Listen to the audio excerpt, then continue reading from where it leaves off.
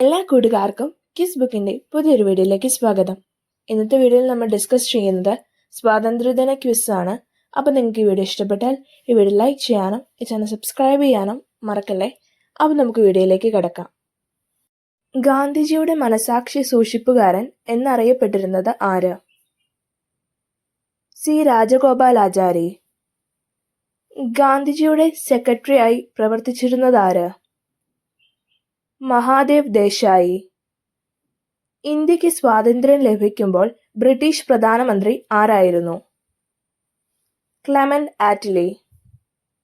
Quit India സമരനായിക എന്നറിയപ്പെട്ടത് ആര്? Aruna Asif Ali. 1943 Indian national army രൂപീകരിച്ചത് ആര്? സുഭാഷ് ചന്ദ്രബോസ്. 1945 INA ഭടന്മാരുടെ വിചാരണ നടന്നത് എവിടെയാണ്? ഡൽഹിയിലെ ചെങ്കോട്ടയിൽ. സുഭാഷ് ചന്ദ്രബോസ് ആദ്യമായി കോൺഗ്രസ് പ്രസിഡന്റായി തിരഞ്ഞെടുക്കപ്പെട്ടത് എന്ന്? 1938 ഹരിപുര സമ്മേളനം. ഭരണഘടനാ ആമുഖത്തിന്റെ ശില്പി ആര്?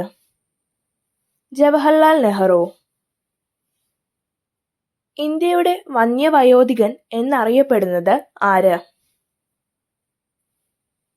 ദാദാഭായ് നവറോജി. ഇന്ത്യൻ നവോത്ഥാനത്തിന്റെ പിതാവ് ആര്? രാജാറാം മോഹൻ റോയ്.